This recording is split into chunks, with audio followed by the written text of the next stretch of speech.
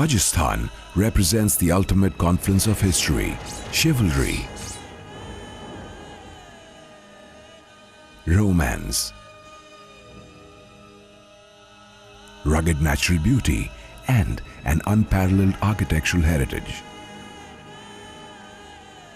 Rajasthan history is an intricate web of fact and legend, courage and valor.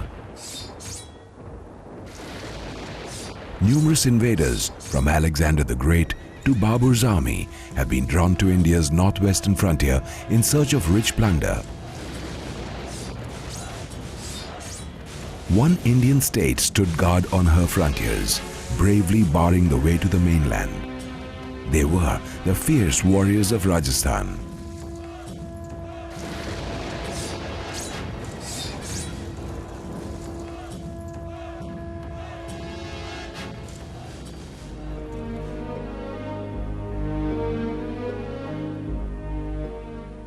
Proud followers of an ancient code of honor, the Rajputs rank loyalty to family and clan second only to their sense of duty.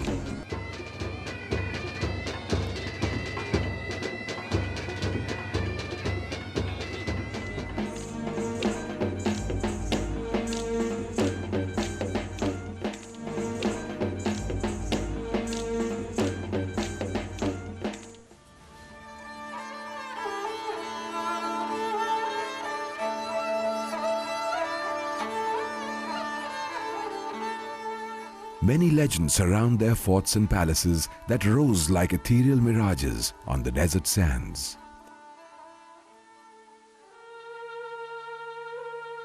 Today, long after the last bugle has sounded, and long after the warring kingdoms of erstwhile Rajputana sheathed their swords, the desert appears romantic.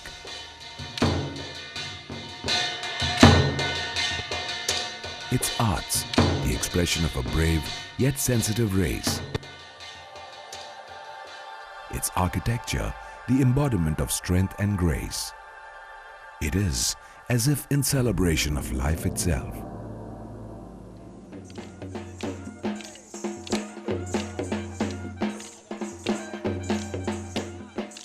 Rajasthan, literally land of the kings, was once a clutch of princely kingdoms.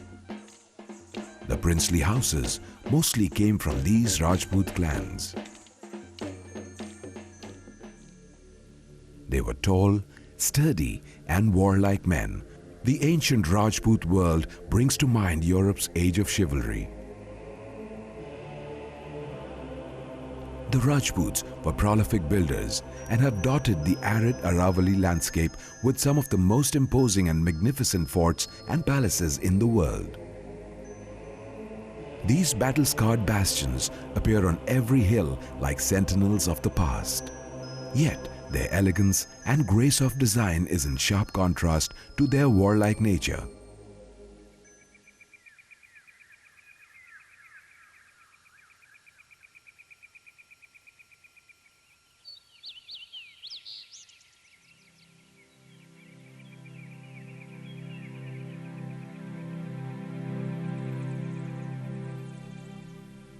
Rajasthani palaces are characterized by their open-sided rooms and fluid spaces, which are admirably adapted to the hot, dry climate, and the ornamental features such as cusped arches and domed roofs represent a fusion of Hindu and Islamic styles. Unlike Islamic architecture, where the emphasis is on symmetry and proportion, these are rambling structures allowing for any number of additions.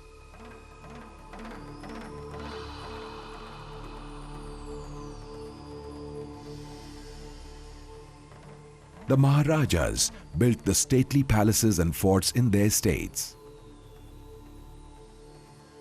And their nobles were not far behind in building suitably impressive havelis or mansions, which were in keeping with their status. Almost every little village has a haveli. The size and workmanship varying according to the status of the owner. All of Rajasthan is dotted with these marvelous monuments. each one an outstanding example of our rich architectural heritage.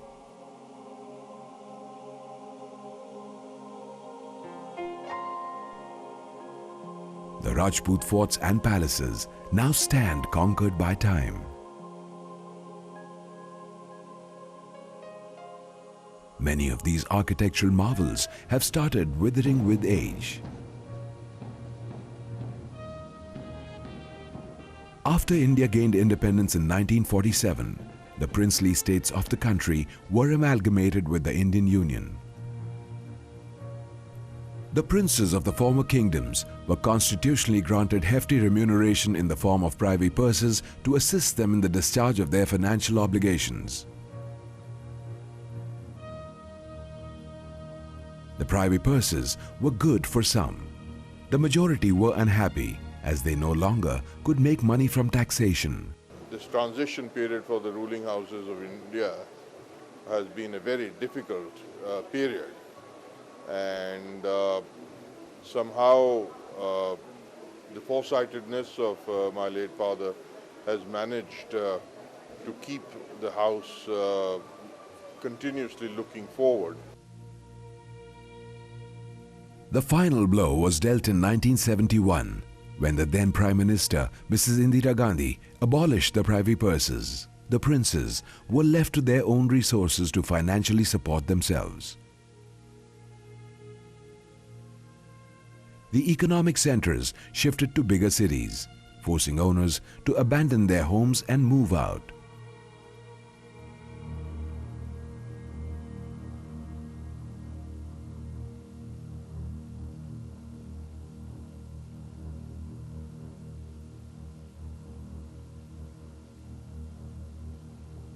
It was a forgotten world left to its own charm and magic.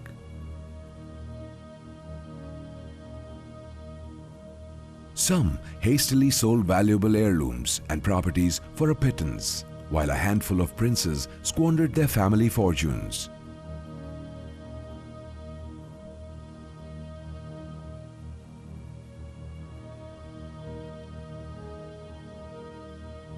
Many historical properties were reluctantly handed over to the government as their owners were unable to maintain them.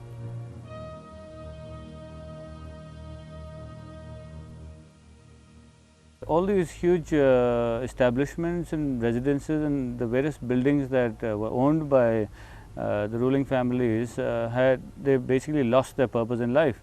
And so since then and up till the 60s, they were put to a variety of use where they were not really being used to their optimum and could not retain the glamour and the shine that they had in olden times. Unfortunately, many of these rich vestiges of India's royal past are poorly maintained and are in various stages of disrepair. Ignorance and apathy had sapped whatever energy was left in its limbs and bones. However, there were few enterprising souls who refused to surrender their heritage and decided to convert their palaces into hotels as a means of earning income. With the advent of tourism and the increasing demand for something out of the ordinary, the concept of the heritage hotel emerged. Tourists who were looking for an exotic experience beyond the usual star category hotel were enchanted with the idea of living in a regal fairy tale.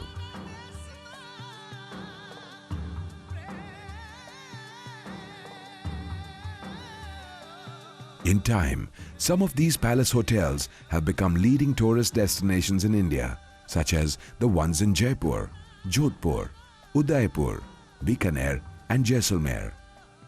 The erstwhile royal families still reside in sections of most of these palaces. The remaining areas have been converted into museums and hotels, allowing the tourists a glimpse into the lavish opulence that was part of their regal lifestyle. Within a couple of years, the number of heritage hotels has risen substantially and are invariably booked well in advance. In a class by themselves, these heritage hotels provide their unique brand of hospitality to the tourist. Dressed in traditional turbans and dhotis, the old family retainers extend the same kind of care and hospitality to the tourists as they do to their personal guests.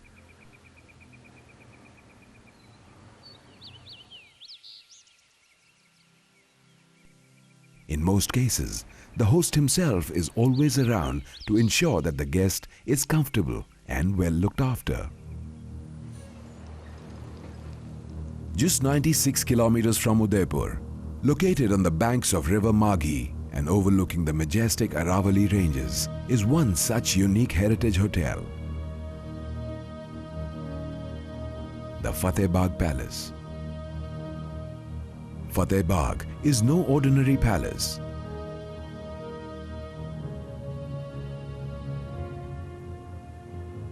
Taking the help of local artisans and without involving any qualified architect, Jitender Singh Rathore, a heritage hotelier and a scion of the local Rajput family, transplanted the palace from the spot it stood 50 kilometers away and recreated it piece by piece, almost in the same design it had at the old place. Fateh Bagh is perhaps one of the first instances of a palace being relocated. The hotel is a stone's throw away from the historic Jain temples of Ranakpur. Cradled in a verdant valley amidst the Aravali hills, stands one of the 5 holiest places of the Jain faith. 15th century Ranakpur, renowned for its magnificent temples of dazzling white marble. The 4-temple complex, far from any town or village, is completely in harmony with the ascetic ideology of Jainism. The sheer magnitude, dimensions and aesthetic grace of the main temple are awe-inspiring. The 4-faced temple is open on all sides and soars 3 stories into the sky. The Sanctum Sanctorum enshrines the 4-faced image of Adinath, visible from all 4 sides. The temple structure sprawls over 48,000 square feet with its 29 halls, 86 chapels, 5 spires and 20 domes.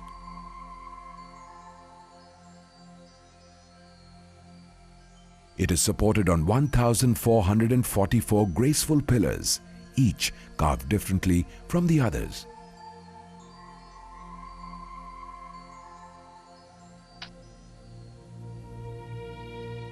The story of Fateh Bagh at Ranakpur can only be told through its remarkable umbilical connection with Rawla Koshilav, a 200-year-old mini palace whose desolate ruins have been reduced to rubble. Our Thakur Sahab, my great-grandfather, Thakur Jitender Singh Ji, when he became the Thakur of Chanod, he built this house. And it is practically the copy of this, I should say, not actually the copy, but it was a miniature copy of this house, which was built in Koshilav. We were Maharajas, we were Rajas, we were Thakurs, whatever you can call us, but we were the supreme head of this area. So we had at that time that life. Whole life we were lords. We were lords, we were enjoying, we were getting money, and our parents were giving us money. He was interested in racing and he had lot of horses and all in those days. It was his prime time also. He earned a lot of money also out of it, and he had lost a lot in racing. It is very difficult to maintain the big buildings now. The maintenance of those, maintenance cost of such buildings, as even you see my own buildings, it's very difficult. I had agricultural land there. I had about 2,000 bighas of agricultural land, but I had to sell it up, all that land. And then I don't know, remember when my father sold it. When my father sold it for very, very little money and all. After that, we never went to Koshilav. Only in our young days we went to Koshilav. After I got married, we never went there.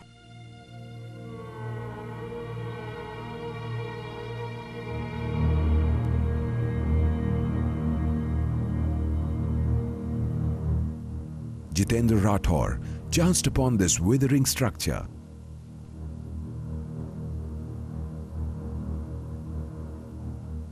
I think it's a matter of fate that got me here. I was traveling about 3 years ago, just passing by this region, and happened to chance upon a conversation where they were discussing the dismantling of this place, and they were looking for a contractor who would bring it down for them. Priceless stone carvings and remnants of elegant pillars lay amidst its ruins. Observing the elegant layout of the building, Jitender Rathore soon recognized its architectural worth. Realizing that the building could not be preserved at its original location, he decided to take upon himself the task of relocating the building to another site. After a bit of contemplation, it struck me that there is a possibility of possibly being able to retrieve this from going down the drain, and along with a structural engineer who has been a friend with me and we work together, we discussed the possibility of being able to move it from here to a location which would be more ideally suitable for tourism, and that's how this whole idea about transplanting the Rawla Koshilav and in bringing it onto the highways of tourism, which is at Ranakpur, was born. Two significant advantages led to the selection of the final site of the hotel, 50 kilometers away from Koshilav at Ranakpur.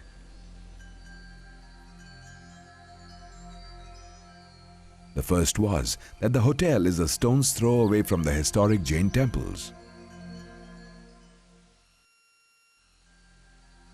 And two, that Jitender Rathore got an ideal site based on the principles of ancient science of Vastu. The important thing is first the selection of the land, which is very important. When we are going to select the land, first see that the land is plain. If it is tapering, it should have a slant towards northeast only. On southwest, it should be raised one. Then again, we have to see that in which way the wind blows. If the wind direction is northeast corner or southwest corner, then that plot is very good. Third point which we have to consider is, we dig a small ditch and take out the soil outside it, then we refill it. If the soil is surplus, this land is worth purchasing. From Vastu point of view, this is a very good prosperous sign. Vastu is a profound science of structures. It is derived from the Sanskrit language, which was in vogue thousands of years ago. The word Vastu means dwelling. In the modern context, it covers all buildings, irrespective of their use. Vastu Shastra, or the science of Vastu, are the guidelines given by the Supreme Being. They tell us how to avoid disappointments, diseases, and disasters by living in structures which allow a positive cosmic field to be present. The guidelines of Vastu are a subtle way of indicating where the building should come and where the vacant space is to be used for garden and water bodies. The northeast should be vacant, as the Lord is present there. It is also called Deva Mula, or God's place. East stands for knowledge, and hence there should be sufficient setback in this direction for the children to make progress. North is the place of Lord of Wealth. Open area here enriches the family. South, West and Southwest are occupied by dark forces, and to subdue them, the structure should come in this portion of the plot. Southeast is for kitchen, as this is the place of fire. Northwest is for bath and toilet. Placement and building as per these diktats is supposed to bring cheer to the plot organism. The site in Ranakpur matched all the favorable diktats for an auspicious location. This was the precise site for relocation of the mini palace. if the Vastu is correct, the positive rays from the sun and the magnetic rays from the north will support the people who are residing there. They will become prosperous, health, wealth and wisdom wise they will be always going up, up and up. My faith in Vastu has only been restored after having completed this task. I noticed that normally when you do a project of this scale, you come across a lot of hurdles. Not that we didn't come across any hurdles, but we found that where there is positive energy flow, you find solutions, people are forthcoming, they're supportive, helpful, and this project got completed in a record of two years without any glitches. To preserve the exact original structure of the Rawla Koshilav, Jitendra Rathore began the arduous task of dismantling the mini palace. It was a stupendous task that required grit no less than skill and enterprise, and above all, money. Rathore had a fair amount of all of these. He first secured the contract for dismantling the palace. Advice was sought from Mohanji Kumawat, a building contractor dealing with Rajput architecture in chalking out a plan. With Kumawat's help, he came up with his own grand plan on how to dismantle the palace and transplant it in Ranakpur. When we did get down to it, it did actually become much more difficult than we thought it to be. The construction as it is, the sandstone pieces, they all fit into one another. They have a lock and key system, and this lock and key system is joined by lead, which is a very strong joint, and I believe it does give a bit of a flexibility even in terms of earthquakes, where the building is made to an extent earthquake proof. So, but that all worked against us being able to bring it down. I had to arrange for a few teams of heavy workers who would lift all the heavy stone from the roof down and load it onto the trucks.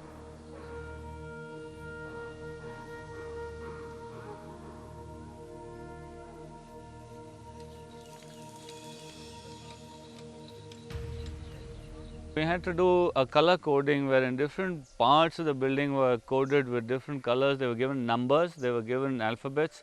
This was also drawn down on a piece of paper. Each piece of stone was drawn on a piece of paper, and it was more or less drawn in such a manner that the person who would then get on to the act of rebuilding could actually pinpoint the piece and put it back in place. It was a tedious task and it took a lot of time to do this, but fortunately for us, since we had done it to a great extent here, we had color coded, we had given it alphabets, we had also drawn it on paper and taken a lot of pictures. So, all that put together came handy when we were rebuilding it at Ranakpur. The total number of these pieces in stone slabs, columns, pillars, pavilions, brackets, arches, wooden pieces came to a staggering 65,000. A team of 50 men, along with a civil engineer, was selected by Rathore from amongst the best in Udaipur for the task of rebuilding the palace. The construction work was obviously more challenging than the dismantling. It virtually meant a larger-than-life jigsaw puzzle with thousands of pieces of beautifully carved sandstone, some of them weighing more than a ton. But the saving grace was that medieval sandstone structures are so built that each piece fits into the ones adjacent to it through a lock and key system grooved in them. So, once dismantled, they fit in place again if the pieces are put together properly, like in a jigsaw puzzle. There were other questions too. The basic design of the old palace had to be maintained. Kumawat came into the picture once again. He drew up the plan, and Rathore got a computer-aided design made on the basis of that. Tales of a bygone era started to reappear. The ancient 17th century mansion rose yet again from the ruins of its past. Thus, the relic that was one of the many residences of a noble family of the Marwar region in the 17th century, was reassembled to metamorphose into a resort. Fresh life had been injected in the blood and bones of the dead Haveli or mansion, and new dimensions given to its present and future. Jitendra Rathore's wife, Gayatri, set about redesigning the interiors to recreate the magnificence of the building's former glory. The colors, designs and furniture were carefully selected, making the structure come alive. Especially collected antiques brought back the ambience of a nostalgic past.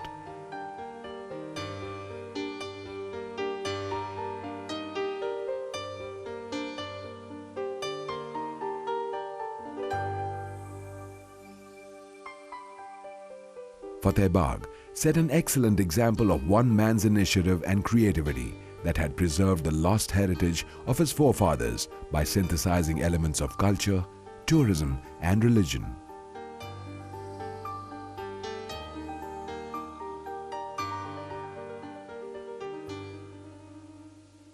You know, what I admire is the application of mind. I think that is crucial. And that is what is going to succeed in the end.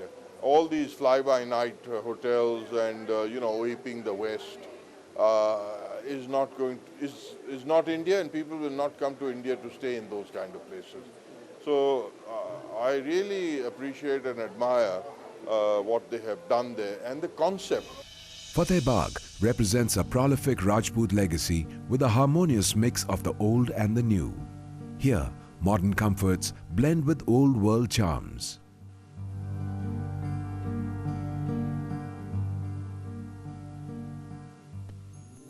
The guest rooms have not been assigned numbers, but have a distinctive theme reflecting Rajasthan's rich traditions and folklores. The thematic names given to rooms like Ashwa Mahal, the palace of horses,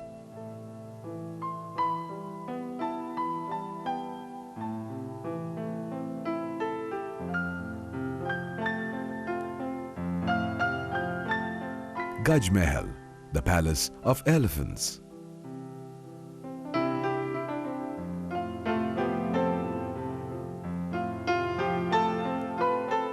and Sheesh Mahal, the palace of mirrors. All rooms have carefully chosen decor that represents a fascinating Rajput heritage and lifestyle. Fateh Bagh has been built in accordance with the age-old principles of Vastu. The structures designed on the principles of Vastu create a rhythm in spatial form, resulting in a physically appealing and spiritually alluring construction.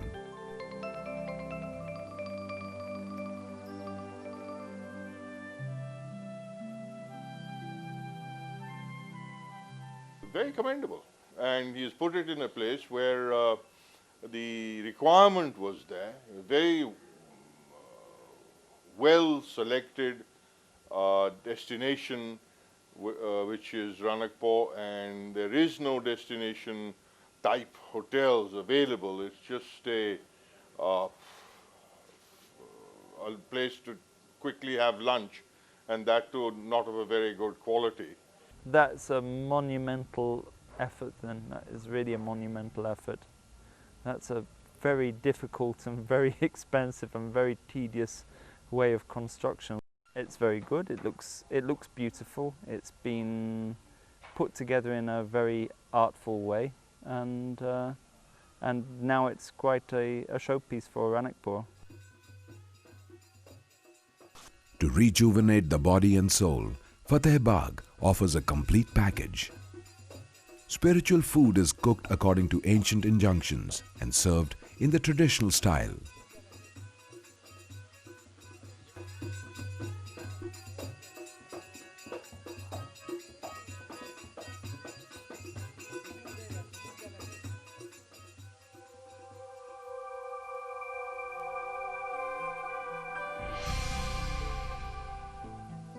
Guests are also offered traditional Indian treatments. An Ayurvedic clinic with Ayurvedic doctors from Kerala offers treatment to various ailments.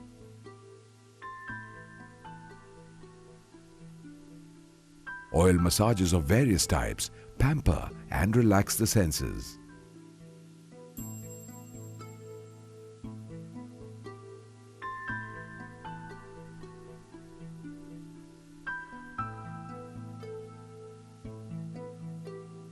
There are regular yoga classes.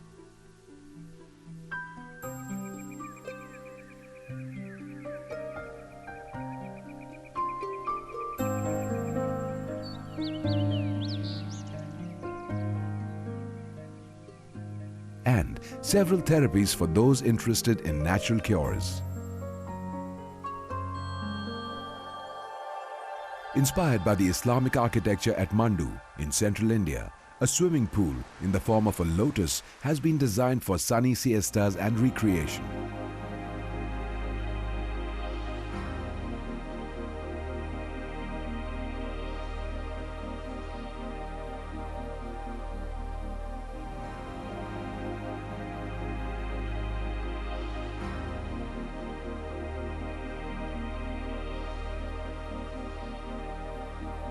Delightful in winter, romantic in the rains, Fateh Bagh is a respite in the peak of the Indian summer as the deep jharokhas or small windows cut into the walls let in a cool breeze.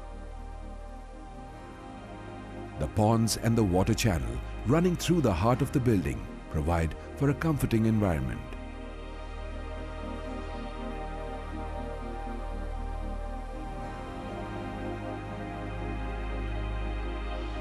In Fateh Bagh, expect to discover the plants linked to the 9 nakshatras or the 9 planets and appreciate the medicinal value of Ayurvedic plants.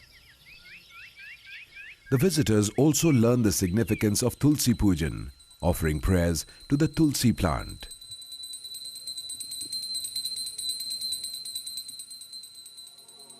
A unique feature of Fateh Bagh is a large banquet hall at 2 levels, which has been transformed into an interactive museum called the Theatre of Grace. Most tourists are often baffled by the sheer diversity inherent in Hindu philosophy.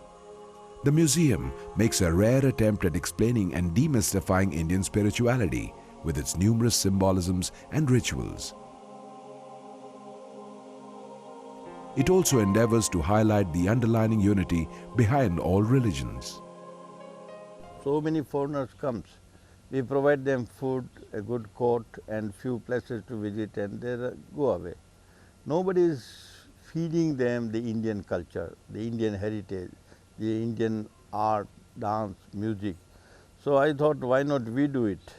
With the help of my father, who is a scholar of Indian mysticism and the science behind it, we managed to put together a museum which is called the Theatre of Grace. This museum attempts to explain to people the science behind Indian mysticism, which is actually a very deep subject, but we've tried to make it simple and easy for people to understand and relate to.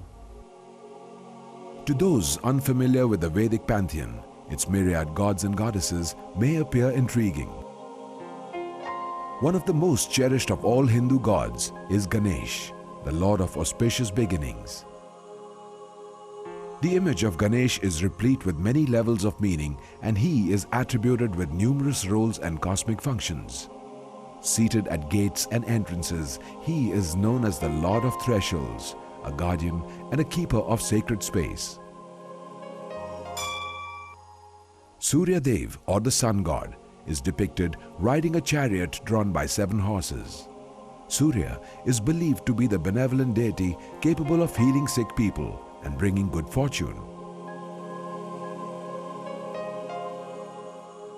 Hanuman, a loyal devotee of Lord Ram, embodying the concepts of bhakti and devotion, chastity and courage.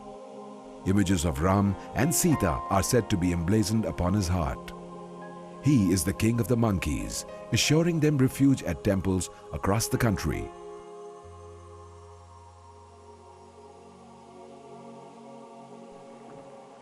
Shiv, the powerful god of destruction. His benign nature is in sharp contrast to his wrathful aspect. He is also known as Pashupati, the lord of beasts. Shiva's ascetic figure is smeared with ashes, which symbolize death, a freedom from worldly desires and karmic cycles. Through his eternal dance called the Tandav, the world is repeatedly thrown into chaos and disorder only to be renewed again. Devi Ma, the mother and protector of the world, is one of the most loved figures of Hindu iconography. Devi Ma is a warrior, a mother, faithful wife, and the fount of knowledge, fulfilling the wishes of her devotees. Agnimire purohita yajnasya deva mrutwijam hotaram ratnadhatamam agni purve bhirushvidyo nutaneruta.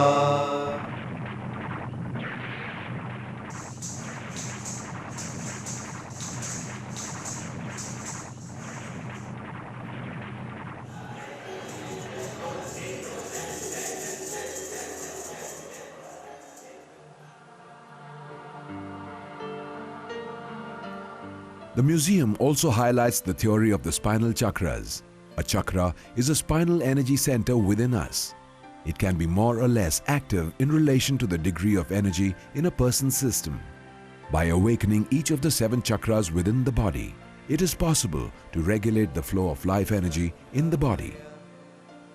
The chakras of the human body are often correlated to the construction of sacred Hindu temples and the cosmos itself.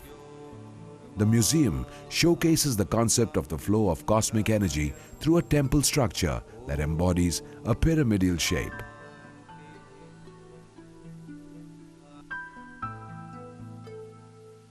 For the folks who take pleasure in the outdoors, Fateh Bagh offers horse safaris,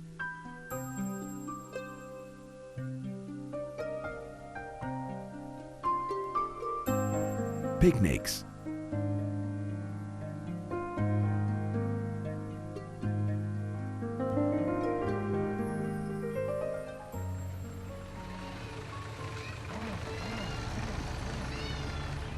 a visit to the wildlife sanctuary,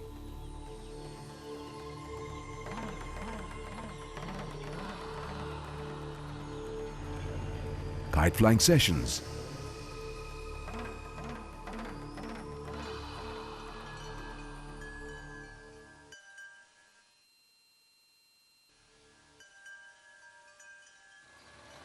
and a vintage car drive.